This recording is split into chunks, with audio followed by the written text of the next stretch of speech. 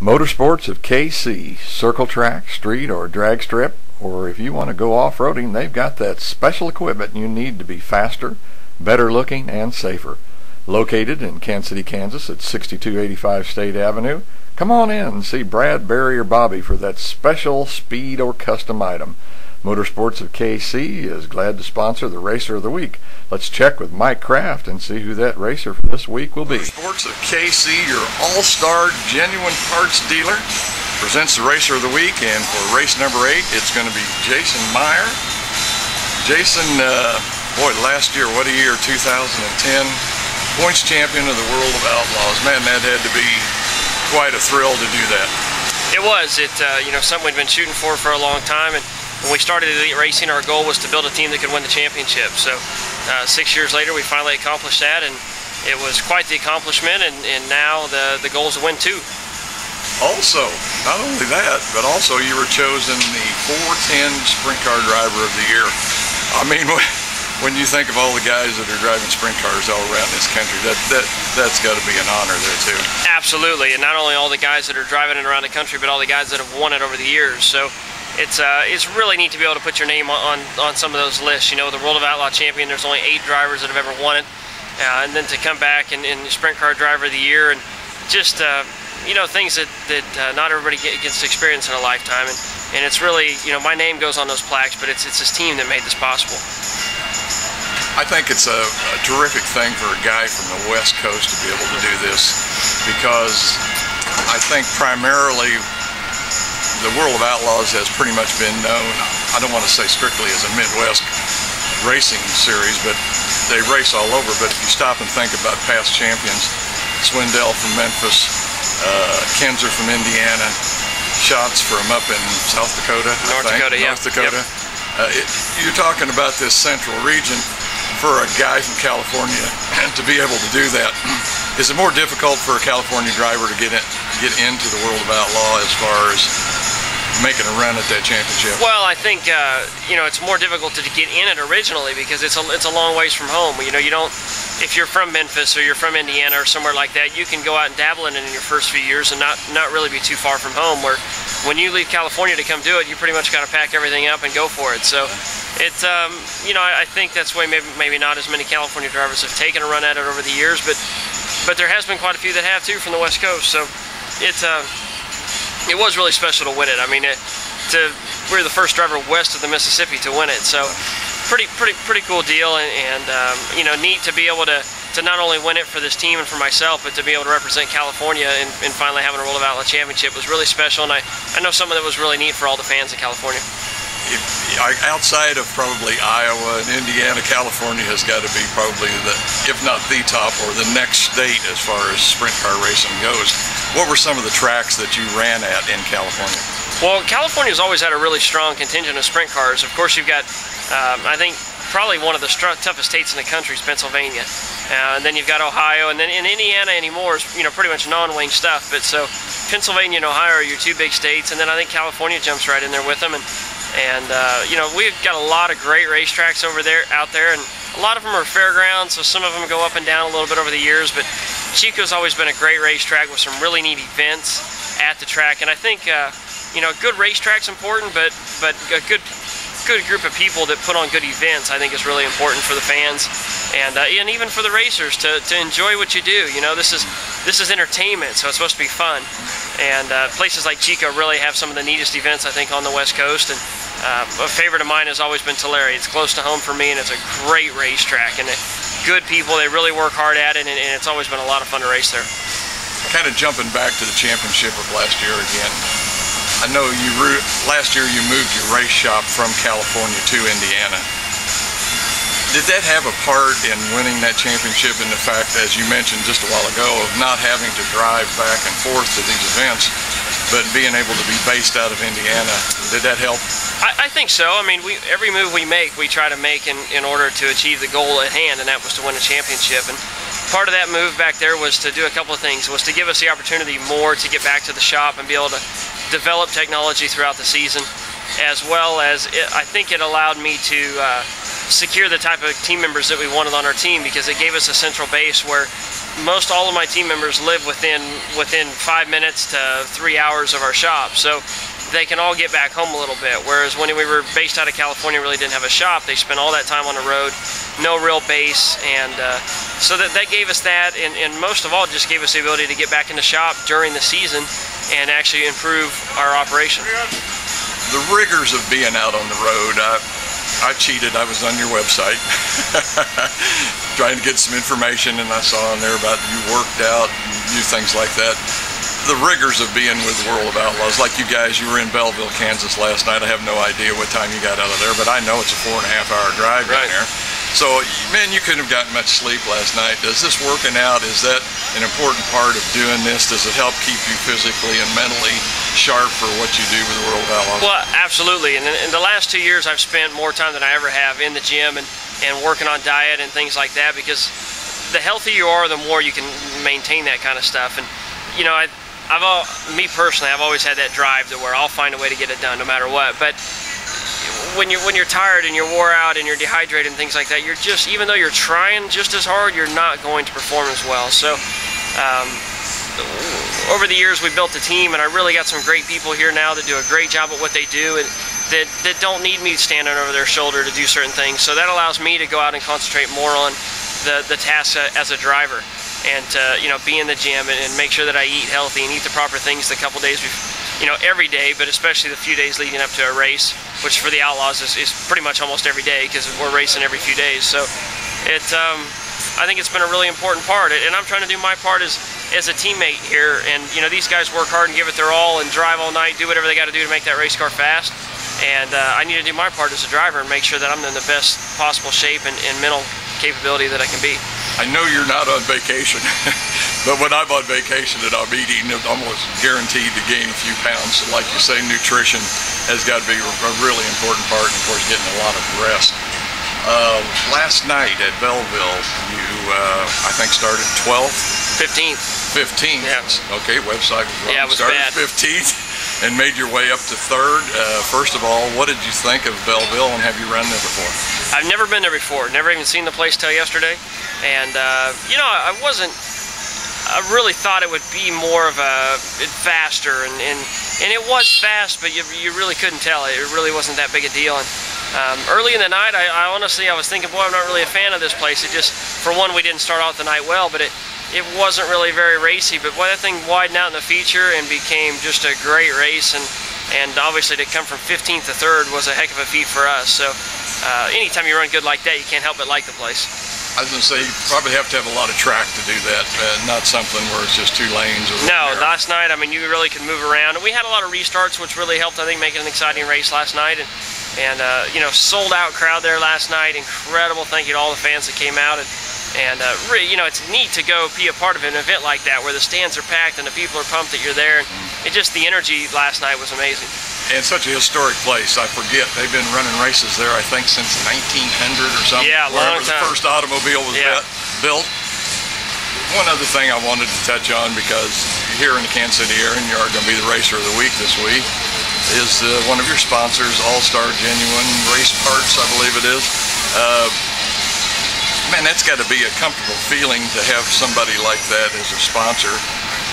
Not only money-wise, but also probably, I mean, do you get any inside service on that as far as parts? All-Star Performance is actually based out of Michigan, and they're a very important part of our team. All-Star Performance is a product line for racing. They make specialty tools and different parts, and lots of different parts for sprint cars. And we've actually been working with them to expand their product line in the sprint car area. So Lane Automotive, Motor State Distributing, and All-Star Performance are 3 companies that are one family, and the Lane family's really been a big part of our race team the last couple of years, and we wouldn't be here without them. You know, they're a big part, and we're really working to try to expand their brand into the market, and they're just a great partner to work with. Great people, and they really understand racing, and we've got a good understanding of what they do and what they want to accomplish, and like I said, we wouldn't be here without them. That sort of brings us to tonight here at Lakeside Speedway. You have raced here before. I'm pretty sure Outlaws ran here last year, if I remember correctly. What are you kind of anticipating tonight? Here we are, 95-degree temperatures, probably must be 85% humidity at least, or more. As you start thinking about the evening, what are you anticipating for the races tonight? You know, it should be a good race. Last year was a good race, and the track widened up and got real racy. That's what we're always looking for. So we're looking for good things here tonight. You know, coming off the run we had last night, we still have not won our first race of the year, so maybe this can be the night. I was going to say 11, 12 wins last year, winning the championship. Man, you're off to a really fast start. So far this year, you're kind of building a little momentum. Yeah, we got a lot of catching up to do. I'm thinking you were 100 and some points behind the leader, if I remember right, in third place, if I looked at the standings last night. As of today, I think it's about 50. Okay. So we've actually trimmed that down quite a bit over the last week and a half. Oh, okay, so then there's still plenty of time left, oh, yeah. and you can make a run at this championship. Absolutely. Of course, last year was finally decided, what, the last week? Last year we were over 100 points back, I believe, when we left the Nationals, and we won it by over 100. So, you know, certainly things can change. Right now we're 50 back. We're right in the hunt. So right now we just need to keep running in the top 5 every night, and hopefully get a few wins here and move forward. Okay, once again, your Motorsports of KC Racer of the Week, Jason Meyers from Clovis, California. Jason, man, I appreciate you talking with us. It's been a real pleasure. My pleasure. Thank you. After a third place finish the night before in Belleville, Kansas, this World of Outlaw driver Jason Meyers puts on the gear and climbs in the car as the crew pushes him around to the hot staging area at Lakeside Speedway for his time trial.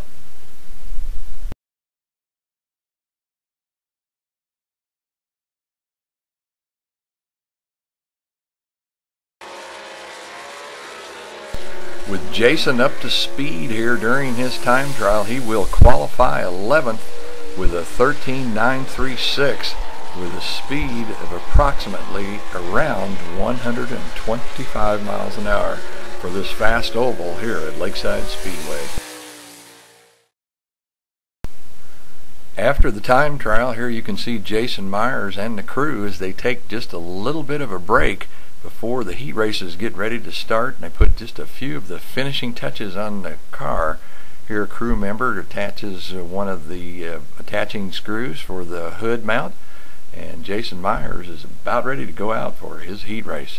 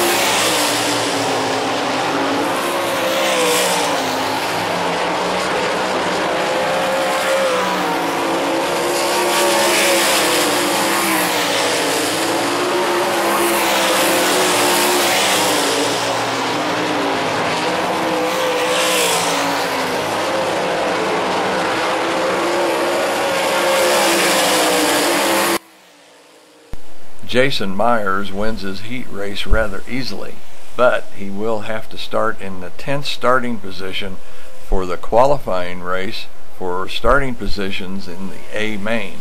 This is determined by the number of pill that they draw, and Jason drew the number 10.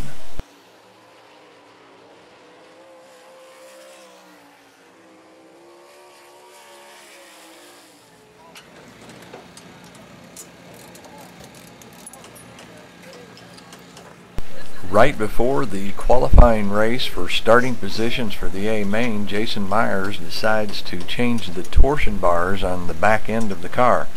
The torsion bars act the same as springs on a regular car. The torsion bars actually twist and have some give to them. Here you see one of the mechanics applying some lubrication to them, as the tubes are hollow and they also slip inside of another hollow tube, and then the attaching arms from the axles attach to that.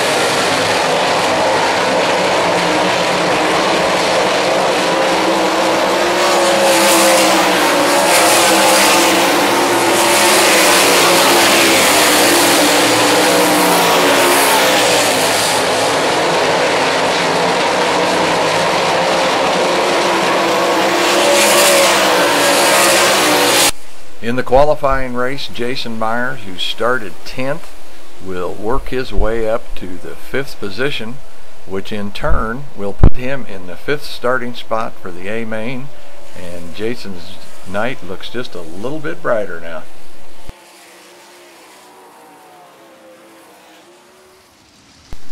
Jason must have noticed something different in the handling of the car during the qualifying race for the starting position, as here crew members change the front wheels on the tire, which is somewhat unusual. Usually it is a tire change on the back, but here the crew members work on the front of Jason Meyers' car as they get ready for the A main. White flag is in the air, 1 lap to go at Lakeside.